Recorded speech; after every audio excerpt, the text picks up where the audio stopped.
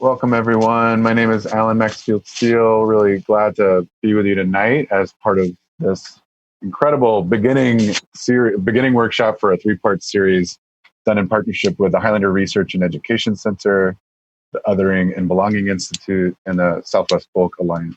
I'm really happy to be part of this team that's doing participatory action research as part of the Radically Imagining Racial Justice project that CERDNA Foundation is supporting. I'm going to, just first off, give thanks to our interpretation and language justice team tonight. We're joined by Alexia, Jen, and Shayla from Antenna in LA, and they will be doing English to Spanish interpretation tonight. And then you can see Billy Sanders, the amazing ASL interpreter that we love working with at Highlander and will be working with you in this series, who is down in the corner there. I'll turn it to the language team just to walk us through a little bit to this next slide. Hi, good afternoon, good evening, everyone. My name is Jen, and as Alan mentioned, I'm here with an amazing team of interpreters and language justice practitioners. It's wonderful to be in a multilingual space with English, Spanish, and ASL. Many of us got our start learning about language justice at Highlander, so we're especially delighted to be here this evening. Language justice, for those of you unfamiliar with the term, is the right that everyone has to communicate, to understand, and to be understood in our languages. It's a commitment to creating spaces where multiple languages can coexist and we can all show up as our full selves. And it's a respect for the language rights of all peoples. This event is going to be primarily in English, but folks who want to ask questions in ASL or Spanish are going to be able to do that through the YouTube channel. And those questions will be relayed to Alan. And those who want to listen in Spanish, there's hopefully soon going to appear a slide on your screen telling you where to go to listen to this event in Spanish. One of the things that Highlander does so beautifully is create spaces where multiple languages can coexist. So you're getting a tiny taste of what one version of language justice can look like. And there are many other ways for our languages and our participatory politics to flourish. And we look forward to learning about them from Alan. Thank you so much.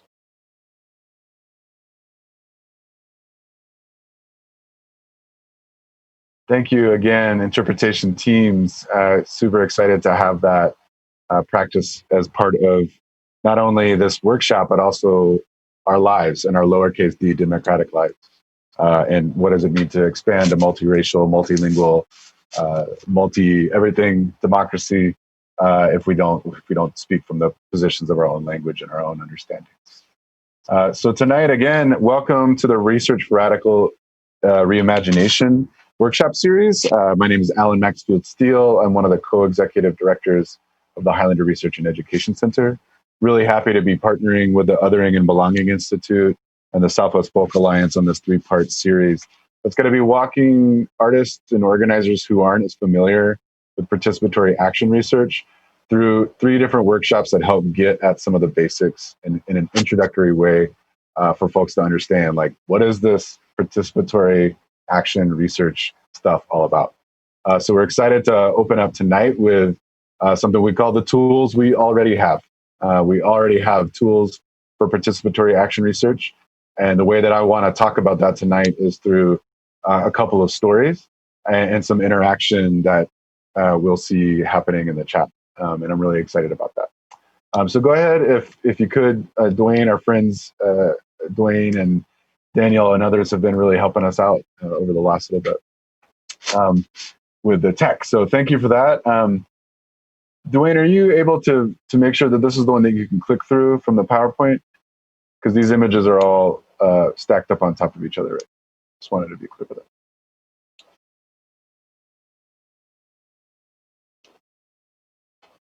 Okay. That's cool. We're going to make sure that I can show these images one at a time here. So Dwayne's helping us do that. Thank you so much for your patience.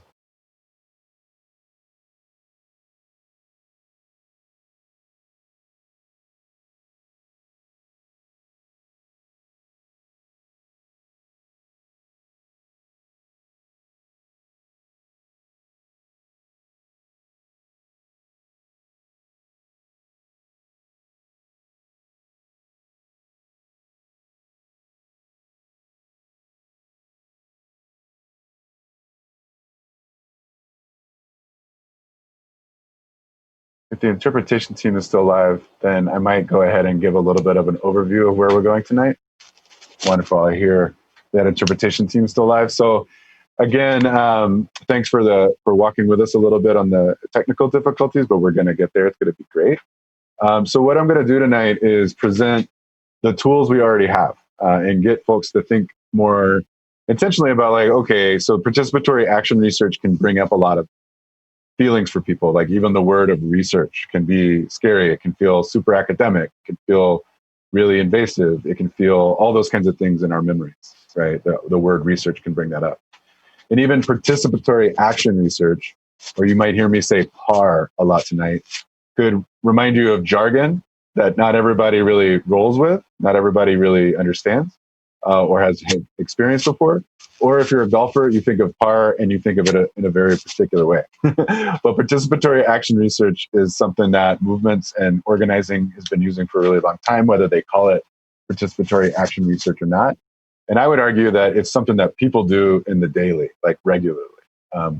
So that's where we're going to go tonight. First, what I'm going to make sure that we do, though, is understand a little bit about why Highlander participates and does participatory action research, and ground you in some of the stories of Highlander, which is an organization that has done a lot over the 88 years that we've been around.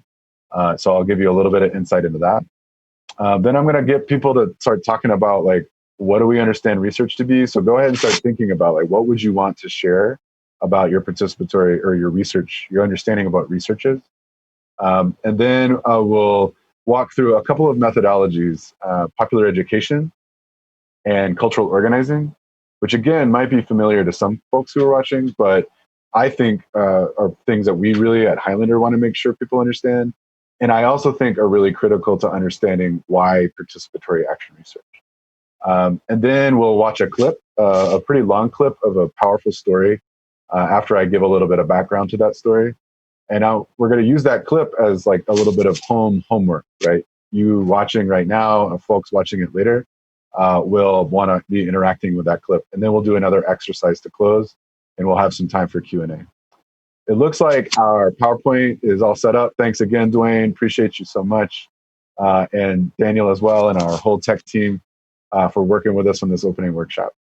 So, like I said, I want to give a little bit of backdrop to Highlander. Like at a glance, Highlander is an organization that's been around for 88 years. We're currently in a community called Newmarket, Tennessee, which if you've ever heard of Knoxville, Tennessee, and East Tennessee, and Appalachia, and Central Appalachia, that's where we are today. We've been there since 1971.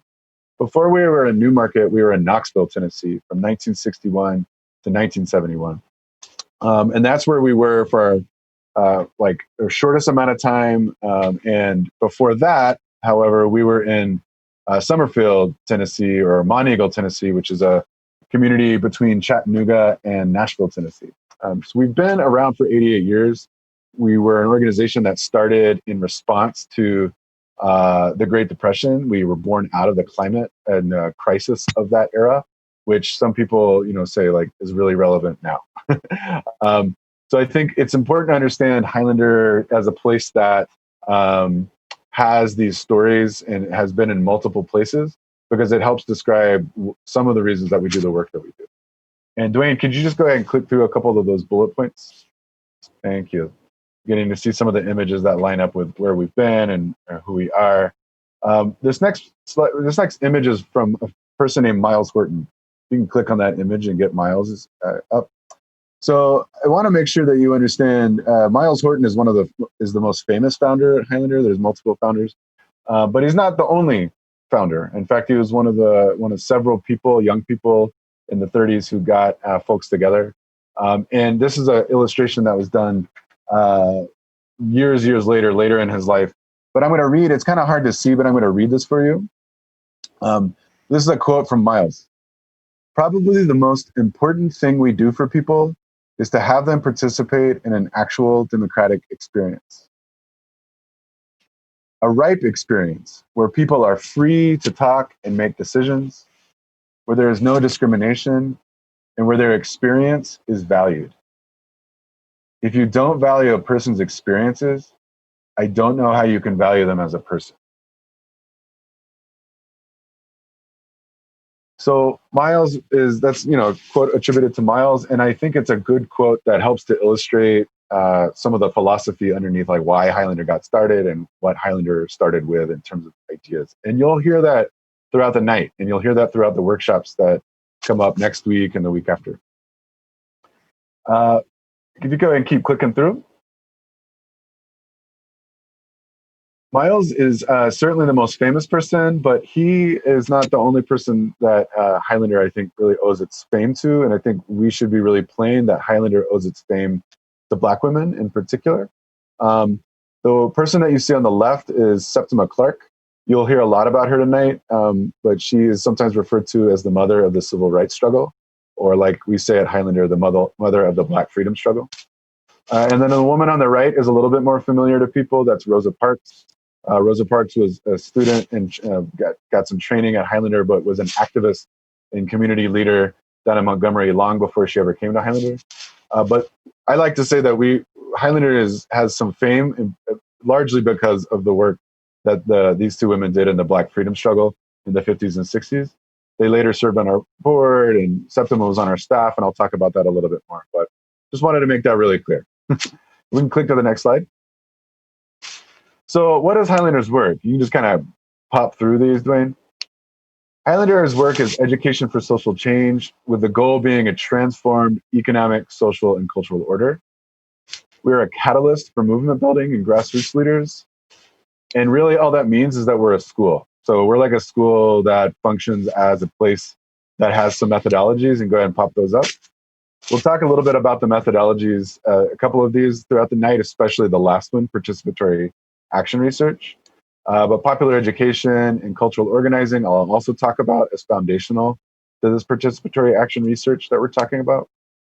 One of the other methodologies that we really practice is intergenerational organizing, which means that we recognize that our movements for freedom work can't get anywhere really without respecting the brilliance of all generations that are coming into work with one another and are experiencing oppression. And that each one has something to contribute, and we can learn a lot from each other. So I'm telling the story tonight about one of the reasons I'm talking or using the information in this presentation tonight is partly out of a commitment to intergenerational organizing, and you'll see why a little bit later. Language justice, you've heard a little bit more about tonight, but we just believe that people ought to be able to not just speak in their own languages, but also participate fully in the languages that give them the most opportunity to participate fully and equally and equitably in a space. And then Highlander is a place, as I mentioned before, we're a land and place-based education organization that has 186 acres, 19 buildings. We're a school. But we also respect the land, and we also respect the value of place-based education. So that's enough about Highlander. If you go ahead and click to the next slide. What I'd like for people to do is take some time, just like a little bit of time, to drop in the Facebook or YouTube chats your answers or thoughts about what is research. What is participatory action research? What is research? What does it bring up for you? What's your experience with it? This slide is also practice for us to learn how to participate in this way tonight, right? We want people to be in the chat. We want people to share information. We want people to share their experiences. So feel free, even if it's just a word or two, that's cool. We want people to be interacting and not just passively accepting information.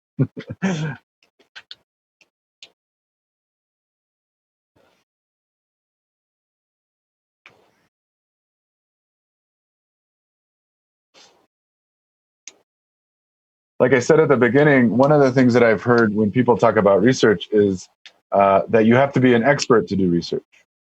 One of the goals of this session, but also the whole work that we do with participatory action research in this series, is that you don't have to be an expert in some field or academic discipline to do participatory action research. In fact, participatory action research, I'll go ahead and move to the next slide. A working definition that we use at Highlander is in 3 basic points. And I'm going to read these, and I will go slow so that our interpreters can translate it. But PAR, or participatory action research, challenges the belief that only academics or trained professionals can produce accurate information. It instead recognizes information as power. And it puts that power in the hands of people seeking to overcome problems in their daily lives. PAR is a collective process. It's of investigation, of empowerment, and action. And the people most affected by the problems, sometimes with the help of experts, share information and knowledge and investigate and analyze the issues and ultimately act together to bring about meaningful long-term solutions. So that's a working definition that Highlander offers to help describe and make sense of what participatory action research is. Our education team has just recognized at Highlander that we need to break this definition down even more.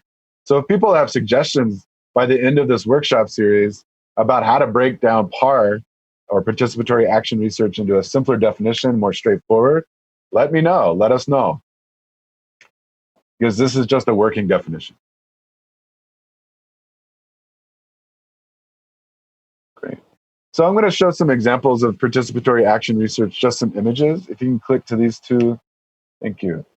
So one story that Highlander is known for in its time is its role in a land study, an Appalachian land study that was done in the late 70s and early 80s.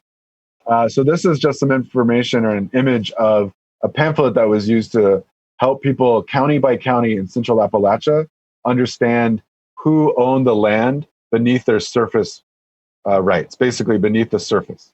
So there's a distinction for folks who aren't clear. There's a distinction between surface rights and mineral rights in many places around the US and around the world. In Appalachia at the time, there was a lot of lack of clarity about who owned the mineral rights. And if you know much about Central Appalachia, you know it's a very mineral-rich and biodiverse part of the world. And there's been a lot of energy extraction there, coal, et cetera, right? So not just coal, but natural gas. So people wanted to know who owned the land underneath their surface rights. And so there was a process that went through the Appalachian Land Study back in the 70s and 80s to help people make sense of that. If you don't mind clicking to the next two. So what's wild is that even though that land study was done in the late 70s and early 80s, people still didn't get all the land rights that people in Central Appalachia deserve. So there's a long, protracted, very long struggle for land and land liberation in the mountains that goes all the way back to indigenous struggle. It comes all the way up to now with the struggle for land and a better ecology and economy and a better social conditions for folks whose land and bodies are exploited by the mineral and extractive industries and energy industry. So the images you see now are just a couple of examples of a contemporary, a 21st century Appalachian land study that Highlander supports. And then on the left, you see an example of a land study project that one of our amazing education team members, Cherie Starr, has been pulling together for the last couple of years. So it's just going to give you a little bit of sense of that participatory action research is not just something that's done in a classroom. It's done like out in the world, and it has very specific purposes, which is to help people organize together with information to build power and to win power. But again, the way that I want to talk about participatory action research is actually by talking about some of the things that are really important about how people learn and how people work together and how people learn together to fight for change. And one thing that Highlander has done for 88 years and what many people do now and what we've done and called different things is popular education. Some people call it adult education, but it's been, and that's what we called it when we were first starting out, is that we were a school for adults to help solve social problems. But later in the 20th century, a lot of people started borrowing from Brazilian educators who were doing social justice work and started calling it popular education. So this is what Highlander is adapted from some really amazing authors from Canada who created a book called Education for Social Change. And they call it the popular education spiral. And this is, I'm going to walk you through different phases of this spiral. and it'll make sense, hopefully, as we go along. So go ahead and zoom in a little bit on the next slide. So what's important about the learning process and the popular education process that Highlander and others do is that we really believe that the learning process for social change begins with a stage called the call. So the call is what it means to prepare for gathering people together. It's the making sure you got food. It's the making sure you have interpretation. It's the making sure people can get on the bus or get on the plane or buy the gas to get to the meeting. And then when you gather people together, it's also about why you're gathering people together. So the call also includes how, like, recognizing that people have some common experiences already, or might want to talk to each other about their different experiences, and to enter into a popular education process with each other. So this image you see on the right is starting with people's experiences of the participant. It's starting with the experiences of participants. So popular education doesn't start with kind of like what I'm doing tonight by just talking at you. Popular education begins by getting people to come together to start talking about what's going on, right? What's going on in their neighborhood, what's going on in their state, what's going on in their situation, right? Click to the next slide. So I'm just zooming back out, and then we'll zoom back into the next part. Click to the next slide. So the second stage is that you start looking for patterns. You want to invite people based on that first stage where they have experiences and they start looking at their own experiences to start identifying patterns, right? How do you recognize that somebody's experience over here might have similar situations and reasons? So you ask people to identify those patterns. The third stage of a popular education process is by adding new information and theory. And that's stage 3.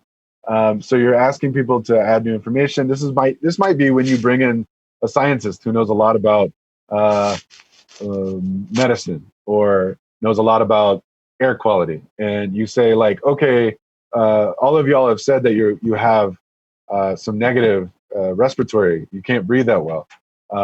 You might bring a scientist in at that point to add new information. You might bring a politician or someone that is elected that you trust to come in and give you some understanding about policies that are going on that could make your air quality better. And so that's what it means to add new information and new theory.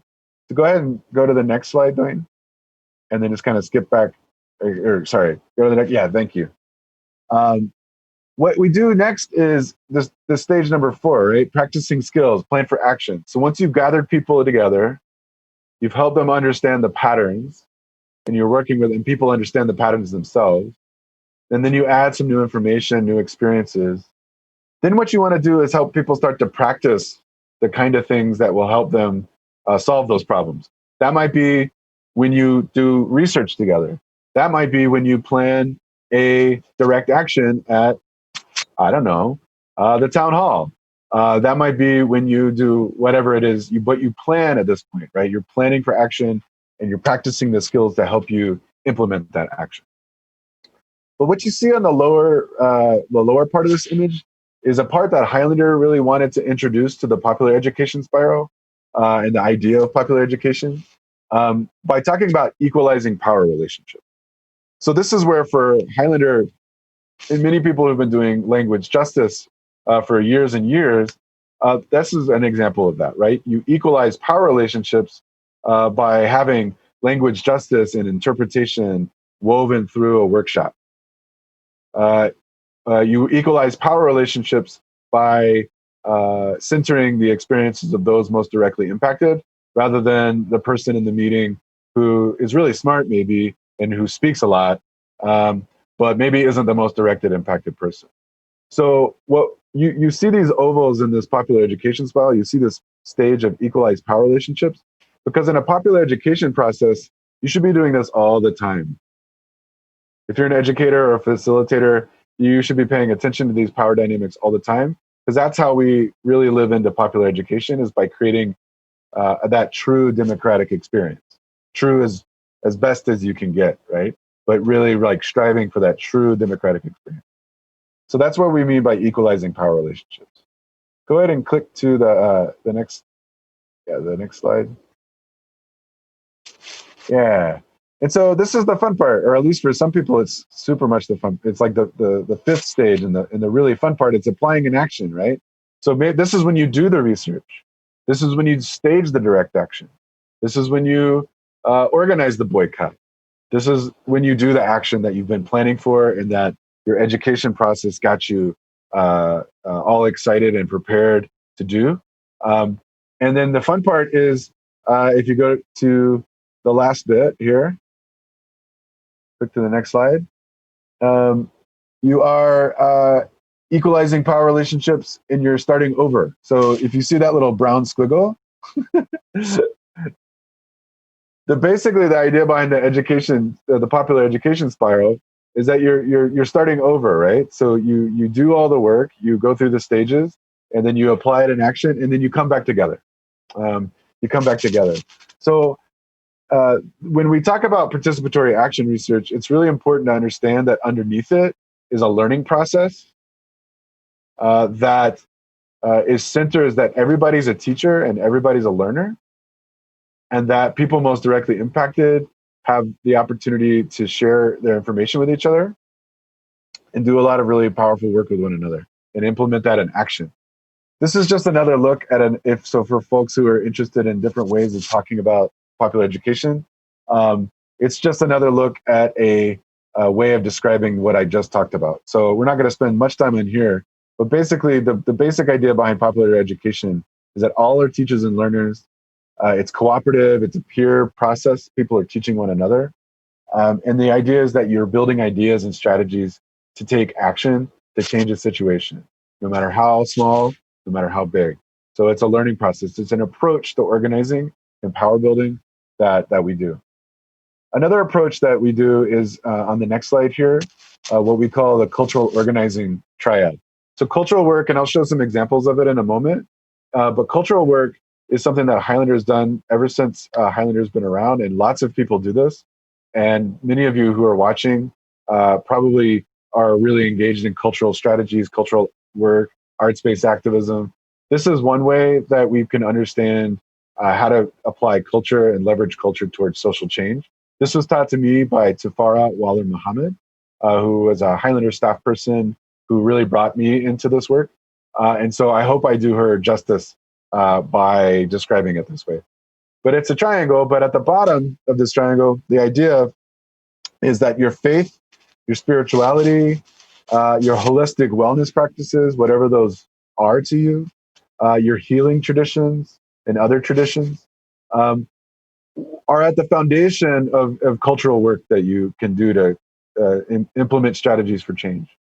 But on the left side of this triad is the work of art, the work of cultural production, like visual art, music, food, dance, the many, many, many things that people produce as a way of expression, as a way of making sense of the world, as a way of changing the world and imagining a new world that we all deserve.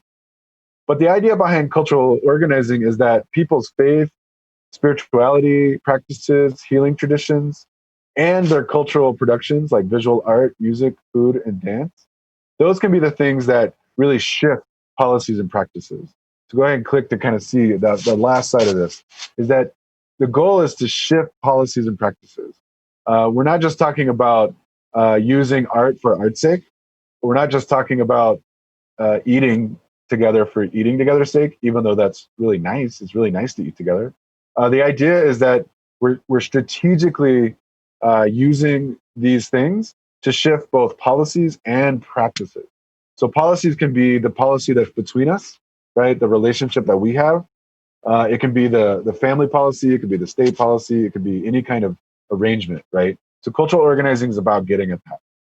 Let's go ahead and click to the next slide and show some examples of cultural organizing. So like I was saying, Highlander's been doing cultural work for a really long time.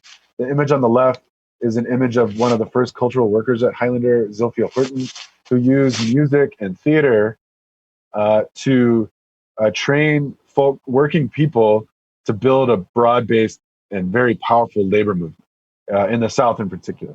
So Zilphia was known for bringing music and theater and helping people write their own plays and performing those plays as a way of understanding the world, but also imagining the new world and also coming together with strategies for how to change what was facing people. The image on the right, the dude with the guitar is Guy Carawan. He's no longer living, but he was another cultural worker and director of cultural work at Highlander, who was a part of Highlander's staff when Highlander worked alongside the Black Freedom Movement in the 1950s and 60s. So Guy was a musician, very specifically. He did a lot of other art, but he was very much a musician and would accompany frontline struggles, like folks organizing in the South to break down Jim Crow and segregation laws and other things that were oppressing Black folk at the time and still. But Guy would use music as a way of spreading songs that he was learning from a lot of different places. And there's lots of examples of cultural organizing, but those are just two from the past. The next two slides, you'll see some more contemporary work. We had Jonathan Likes at the beginning, Jonathan Likes and the Black Joy Experience and Highlander partnered together to do work at the beginning of the pandemic to really gather cultural workers together online to start asking the question, like, what's the recipe for culture in this time, especially as we're facing, at the time, it was just the pandemic, but now it's the intersecting crises that have been with us for a really long time that we wanted to start bringing cultural workers together around. And then the image on the right, we've had these every other week, what we call spiritual soirees, which is basically like spiritual dinner parties, where we knew that people needed to get together to share, inspire each other, grieve together. And so we've been hosting these every other week gatherings that are for everybody to help people come together around their own traditions and what it makes sense or how they want to talk about what's going on. So go ahead and click to the next slide. And, I want to just like remind people that when we're talking about participatory action research and when we're talking about the tools that we already have, for me, one of the most important tools is these methods and these ways that we're always learning, and we are all teachers and learners, and that we have everything inside our cultural traditions, what we make together, that we can use and to shift the conditions and to shift the policies and to change the conditions that are killing us, quite frankly. So one way that we're going to talk about that tonight, because I'm gonna like stop talking here in a second and have some other people join via video, is a story from the past. So if you can click to the next slide. A story from the past that's not quite the past. I want to use the Citizenship School program that started in 1957, ended around 1970, to tell the story of a way to understand how people had it inside themselves. They already had the tools to do the work of social change. They already had the brilliance to do the work of social change, and it just required a little bit of organization, and it required a little bit of good ideas, like new ideas to get some things going. So I'm going to tell a story, a short story, over the next few slides, and then we're going to watch a video. And as I'm telling this story, folks who are watching, I want you to be doing some homework at home or wherever you are, and ask how the methods that I was just talking about, popular education, cultural organizing, research, etc., how they're showing up. So ask these questions, right? How are teaching and learning and power talked about in the story and in the video? How is information talked about? Like, how is it talked about? How do regular people talk about this? How do they experience it? How is culture talked about? How does it show up? How does culture and cultural production find its way into the story that I'm going to be telling and that we're going to be hearing? And then, like, what regular, like every day is maybe another way to put it, like regular kinds of things were people using from their own lives and their communities to make change. These stories are inspiring, but there's like regular stuff that people are using. So be paying attention to that in the images and in the video. And then the last thing is, does any information change from my telling as compared to the video? So that's another thing I want to get into, is that like it kind of depends on who's telling the story about what kind of information we get, right? So be paying attention to that as we go through the next few slides and as we watch the video in just a few moments. So go ahead and click. So the story of the citizenship schools really starts on this lower image here. It's the coast of Georgia and South Carolina, what that's called now, but the Sea Islands of that part of the country. It's in the Atlantic, and it's a Gullah Geechee speaking people, Gullah Geechee people who are formerly enslaved people or had never been enslaved, but they had been in relatively isolated sea islands off the coast of the Carolinas for a really long time. And the citizenship school program is important. Highlander has a role in creating the schools, and I'll talk about that a little later. But the school and the program really started on these islands, and they really started with folks who were trying to figure out how to basically break Jim Crow voting laws. So the image on the top right, I talked about Miles Horton earlier, one of the founders of Highlander. He's the white dude sitting on the table there. But the fellow on the left is Esau Jenkins, who is from the Sea Islands. And Esau was a participant in a workshop that Highlander was doing back in the 50s about the United Nations. People don't always remember the United Nations is started back in the 40s, the 1940s. And they'd written this thing called the Declaration of Human Rights. And so Highlander staff at the time was using the Declaration of Human Rights as a tool to help folks understand how to break segregation laws and how to do all this other kinds of stuff for the Black freedom movement. Esau, the fellow on the left in the top image, Esau was like, that's cool, but if my folks don't even know how to read because the schools are so bad, or the schools we don't have schools, or we don't have the tools and the experiences, or we don't have the teachers, etc. And we got these like older folks who can vote, but they can't pass the literacy test. Then this United Declaration of Human Rights thing, if they can't read, this Declaration of Human Rights thing doesn't make a whole lot of sense. It doesn't really help us.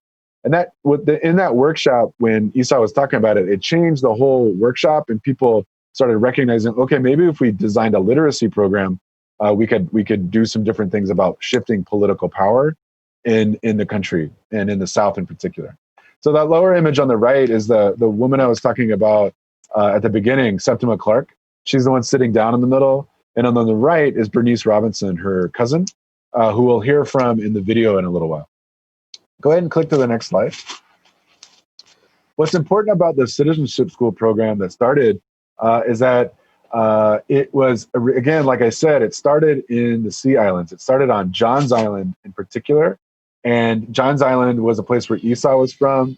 And the image on the left here you see is like a store. It was called the Progressive Club in Johns Island. And it was a store. The front was a store, and the back was like a little schoolroom where people could or like a little room where people could get together and go through these programs. The image on the right, the woman standing up, is Dorothy Cotton. Dorothy would later take on the citizenship school program and really implement a lot of the work into the 60s. Go to the next slide. So what the schools were intended to do, like I said, was in big part to train people up on how to read, to like help people learn how to read. But what they were also doing was helping people meet their immediate needs: food, relationships, money, economic support, etc. It was also helping people get together around their community needs. So what are we understanding about what's going on in Johns Island? But then it was also about, literacy. But then even bigger than that, it was about shifting political power in the Jim Crow South at the time, right? So the idea behind the citizenship school program is many layers. It wasn't just one idea. It wasn't just literacy. It wasn't just voting. It wasn't just all this stuff. It was about building Black political power in a country that had been consistently trying to dismantle Black political power, particularly since the 1860s after the Civil War and after Reconstruction. So I'll go to the next slide and show these next couple images. So this just is like a real quick example of a table of contents that the curriculum of the citizenship school would have used. This was like one example of a curriculum that the program used. So I'm just kind of showing this. These are the real materials. The image on the right, though, is really, sometimes folks find it super interesting.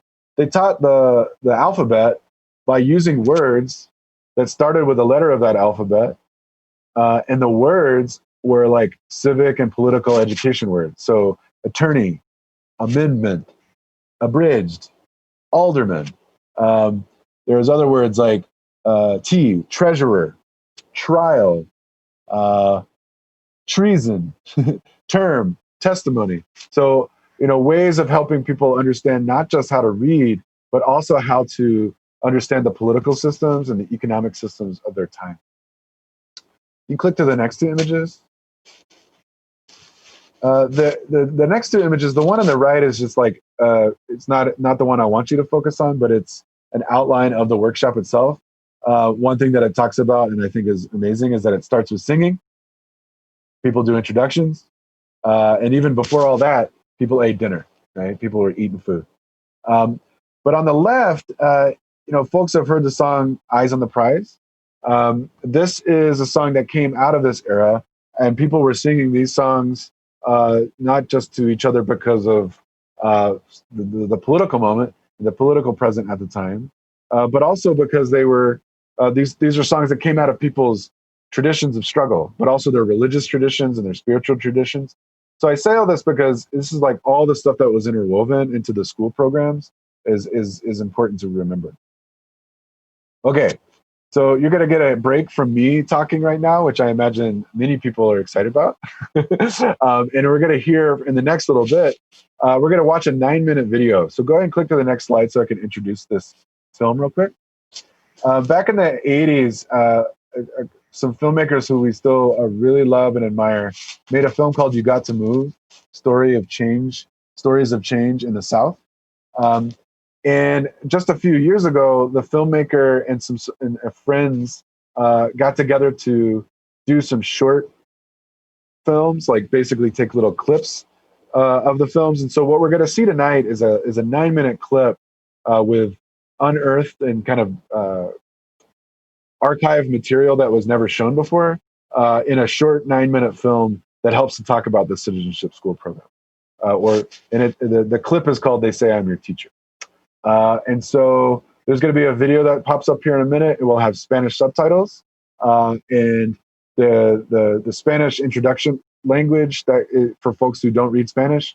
It basically everything I just said is what you'll see on the screen if you only speak English. So I'll cut to Dwayne to go ahead and get the video going for us.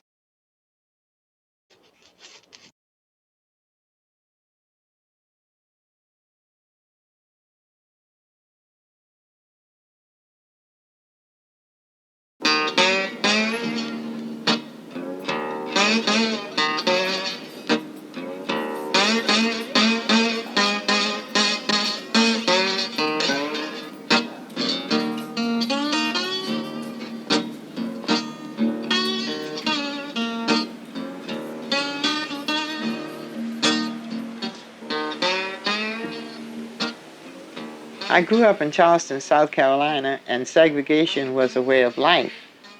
We didn't question it, we accepted that. But then I went away to New York to find employment, and when I returned in 1947, I became aware, fully aware then, of how segregated Charleston really was. The only way we felt we could bring about changes was through the vote. And blacks weren't allowed to vote in the primaries in South Carolina and in Charleston. And the primaries really was the regular election because we didn't have but a one-party state. Once the decision was handed down that everybody could vote in the primaries, there was another block that was placed in our way. We had to read a section of the South Carolina State Constitution in order to be able to vote. Some people could read and could pass the test, but there were many, many that couldn't. I knew there were people who couldn't read and write. I've been knowing that all my life, but I never felt there was anything anybody could do about it. In 1952, a woman from here went to Washington, D.C. to a conference, childhood education conference. And when she came back, she said that there was a place in Tennessee where blacks and whites could work together on problems. And down here, we couldn't even speak to each other. So I thought that was a wonderful place to go. I came to Holland in 1955 because my cousin, Septima Clark, had been there the year before, and she told me about blacks and whites being at Highlander, working together at the Highlander workshops. And so I was curious to go and see for myself what she was talking about. It was the only place in the South where blacks and whites could really meet so that we could know that we had allies out there. The beautiful part about Highlander is that you could be washing dishes with somebody who had, like Dr. King used to say, had a PhD or no D's. Whatever was on your mind, you could say it. The whole workshop was a demonstration of how you get people to talking about what they think is the most important thing they need to have done in their community. Esau Jenkins from Johns Island, who came up with us to the workshop, was there. What I like to have back there is a school to teach my people how to read and write so they could register and vote, because that's our basic problem, you know. And that turned the whole workshop around. So then we started talking about Charleston, Johns Island. Esau ran for the school board. He really ran to try to win because they needed representation on the school board. But he also ran in order to show the people that if they were registered to vote, that they could win. The groundwork was set then to getting citizenship classes going. Many of the people on the island worked long hours in the field, so the classes could only be held during those months which they call the laying-by season, which is December, January, and February. Miles Horton of Highlander said to Esau, "You find the place, and I'll look for funding for the classes." They asked me to teach the class. I said, "No, I'll help anybody who is going to teach the class, but I'm not going to teach it." Well, when they said either you do it or we won't have a class, then of course I could turn it down. First thing I said to them was, they say I'm a teacher, I'm your teacher, but I'm not a teacher. And we are going to learn together. You're going to teach me some things, and I'm going to teach you some things. And I think that one statement sort of put everybody at ease. Anna Vashteen, I will never forget Anna Vashteen. She couldn't read or write. And it was the greatest reward when I had all the names up on the board one night. And I asked them, could they pick their names out? Miss Vashteen said, I see my name. And she went down the list and she took the ruler for me and she said, that's Anna. That's my first name. And then she went over on the other side, up and down, until she found Vashteen. She said, that's my name, Vastine, Vashteen. And goose pimples just came out all over me because that woman couldn't read or write when she came in and she was 65 years old.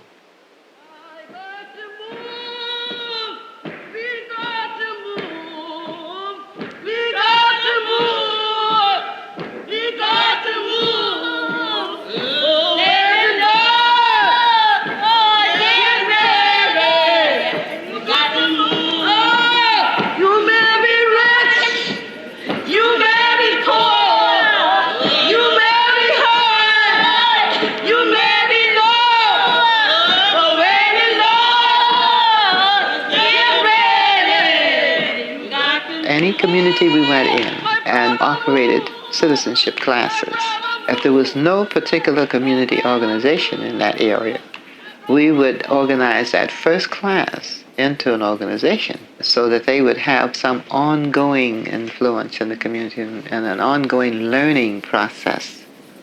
They'd say, well, we don't have a leader in our community. And we said, well, what about you being a leader? Well, no, I'm not a leader, they would say. But we say, you know the problem. If you know the problem, you see the problem, you know what needs to be done to solve that problem, then you're the one that has to take the ball and run with it. My brother moved! My brother moved! My brother moved! It's like light coming into darkness. Once they learn how to read and write, they always voted after that.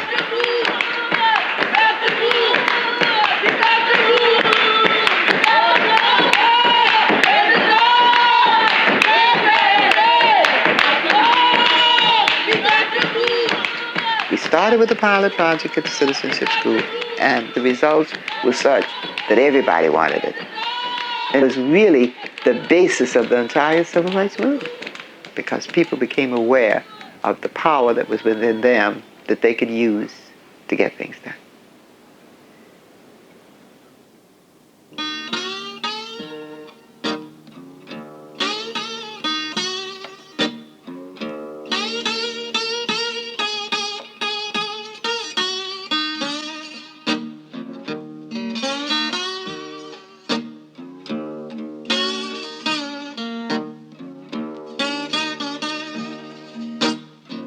You got to move. You got to move. You got to move, child. You got to move. But one day, Lord, get ready. You got to move.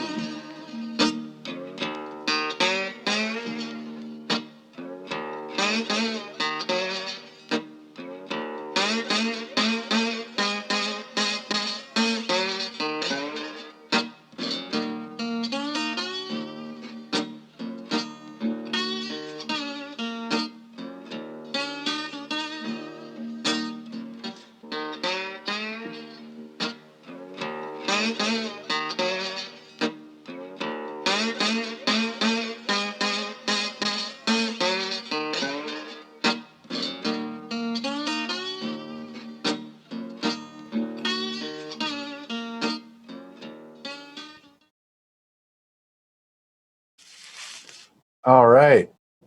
So I'm always excited to watch that full movie, but also that clip in particular. One, because the music is great, and then two, because the story always gives me something else to think about. The at the end where it was talking about the success of the citizenship school program, it ended up training like thousands upon thousands of people to learn how to read and therefore build political power by voting.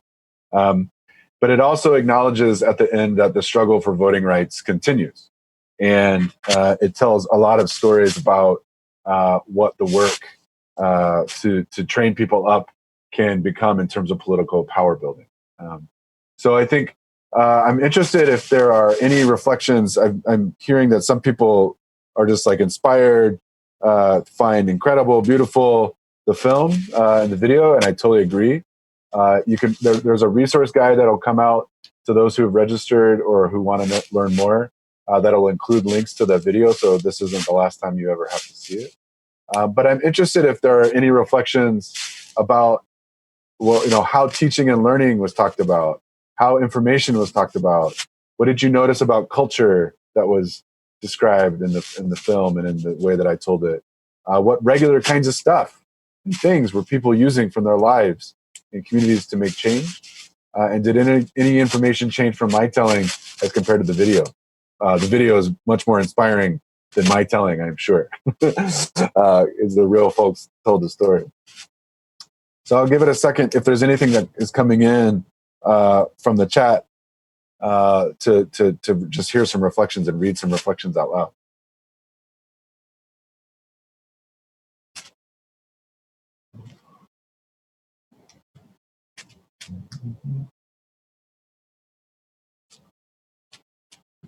Oh, good. Oh, good. One of the things that I noticed was just that it talked about how the classes became organizations themselves. So you could just have a class, teach people some amazing skills like learning how to read and write. But then what they did, they continued to help people get organized through those classes. So the classes themselves became organizations, is what we heard. We also saw people meeting in spaces that made sense to them, like their own houses or in the back of stores. We heard the songs that were being sung. We saw people of all ages working together. So I think it's important to understand that this citizenship school program was an informal but very structured, and a lot of learning opportunities came from this. But it was really grounded in people's like lived experiences. It was about that. I want to go ahead and go to the next slide because I want people to start to practice. This is going to be a change of gears a little bit tonight. We're going to change it up a little bit by just starting to notice around us what is in our own lives that could help us start to think about the tools that we have to do the kind of work that participatory action research requires. So if you don't mind clicking through the first couple bullet points, Dwayne. One way that I just want to frame this last little piece is from a quote that I heard this past weekend once again, spoken by a friend and colleague who shared from a Colombian reproductive justice activist who she said was remaining unnamed because she was in hiding, and she was remaining anonymous. But the thing that she said was, our bodies are our first environment. Our bodies are our first environment.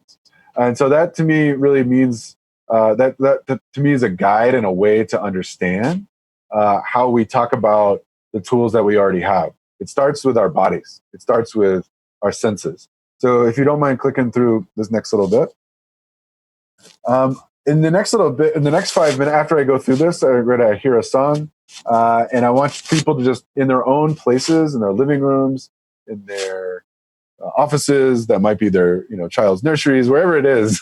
I want you to do a self-assessment based on wherever you are. That start thinking about a problem that's coming up in your life or in your community, and then start asking some questions. The first question: what is your body? What do your bodily senses help you understand about the problem?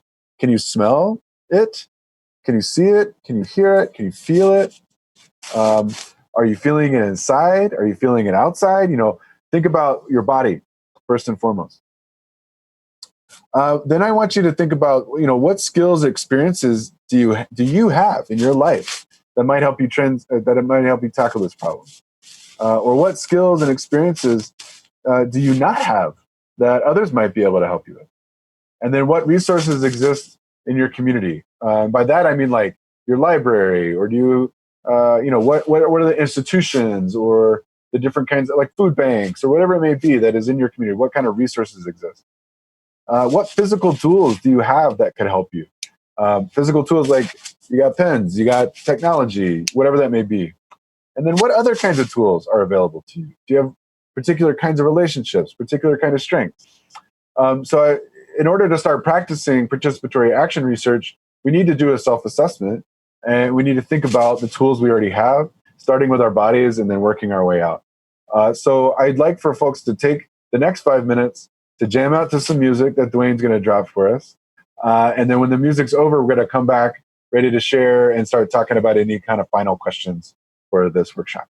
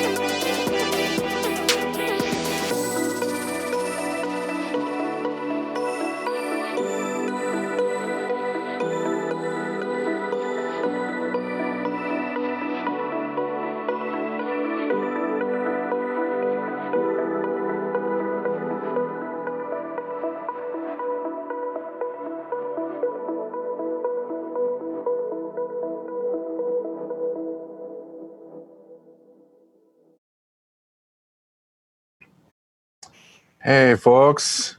So appreciating the music. It's a nice vibe. The exercise that we just did, I would like to debrief it a little bit before we say goodbye tonight, and make sure that we have some opportunity to ask questions as well about anything that we talked about tonight or about that last little exercise. And then, of course, I'm going to send you off by making sure you know about what's coming up next.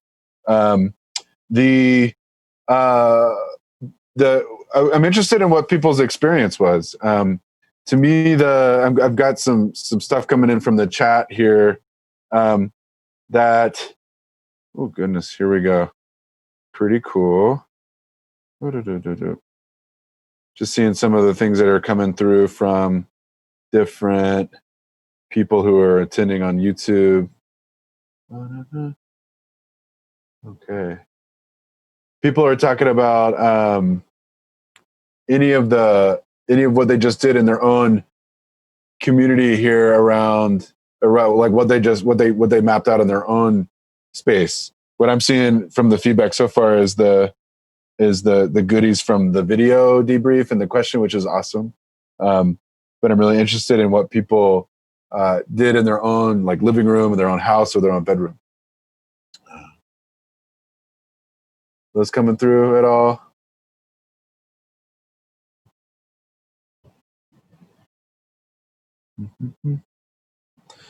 Well, one of the problems that I identified was just thinking about air quality. I know that folks who are living on the West Coast right now have been experiencing that in a really big way. For me, air quality is affected by the fact that I live in a factory town here in the mountains in Western North Carolina. And it's a paper factory. So for me, one of the main problems that I think about is through smell. If you've ever lived in a community that has a paper and pulp factory, it's a smell that is one of the first things that you can see that comes up, or that the first things that I experience. But then I wonder if, when we talk about the way that those experience that problem can help me tackle what skills and experiences that I have to tackle the problem. For me, I know my neighbors. I have like a really good way of communicating with new residents who come to town. I have an understanding. I've gone to the library a couple times to understand the history of the paper company and like what that's all about. So I'm just thinking about different kinds of resources that exist in my own community. One of the things that I know too is that I live in a community where a lot of people work in the factory. So there are ways that we could have real strong conversations with people who work in the factory about why it smells that way, or what is happening, what worker conditions are like, and if there's any kind of way that we can have, some kind of way of changing the problem. So there's all kinds of different ways that we could get into about what about our own experiences and our own surroundings can teach us about just the basic information that we need to have about the place to start, right? So again, the idea behind this workshop is to get people starting to think about, if I'm an artist and I'm an organizer, how do I help people through my art or through my skills in organizing start to collectivize knowledge and to start finding out the information. And for people who are organizers or artists, they might feel a little freaked out or scared by the idea of research. And that makes sense, especially in the way that it's typically done. But if we start thinking about participatory research and action research, and we start thinking about what it means to work together in community, to own that information, to build power, and to create change, then what it means is that research, especially if it's done by the people most impacted, can be a really different kind of experience, and it can be a really different, has different purpose, but it also has some different processes. And what I would like to say, or like just to make really clear, is that we have those tools already. We have our bodies, we have the tools in our homes, we have the technology.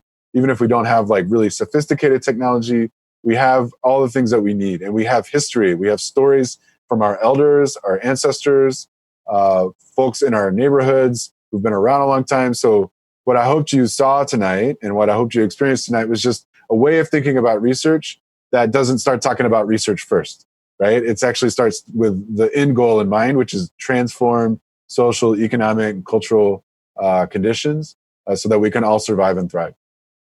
So we'll go ahead and start wrapping up tonight. I'm definitely interested if there are any final questions or any kind of last questions that people might want to ask.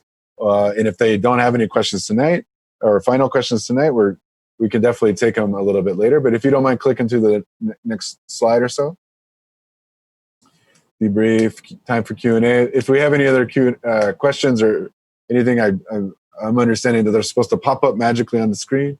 That might mean we don't have any questions, and that's cool. It's late for some folks, end of the day, work day for other folks. This thing will be recorded. You'll have ways of getting more information. You'll also have other opportunities to participate in this workshop series. If you've already registered, the next workshop is coming up next Thursday, same time, 4 Pacific, 7 Eastern. Really excited to hear from Othering and Belonging Institute on listening for transformative questions. That to me is something that, as someone who's done organizing and research in the past with a lot of people, I'm like, oh yeah, how do we ask the most powerful question to get at the information that we need to build power? So really excited for that. And then the following Tuesday, we'll have the Southwest Folk Life Alliance guide us through the final workshop, and really excited for those as well. So again, thanks so much for joining me and joining us tonight. It was an honor and a pleasure to be with you and to practice this. This is one of the first times I've ever done this, so this is super exciting. I just want to thank again Billy Sanders, our ASL interpreter, who we love and admire so deeply. Thank you so much for your interpretation, but also all the amazing organizing you're doing. And then our incredible Spanish and English to English interpreters from LA, Antana, and I'm so grateful for this work and this intentionality. Lastly, just thank Othering and Belonging Institute for all the work that you do, and Southwest Folk Alliance for the 2 organizations that we're in partnership with around this. And of course, for Surdna for making these resources possible so that we can have these workshops and get together and keep organizing, y'all. So thank you so much and have a good night.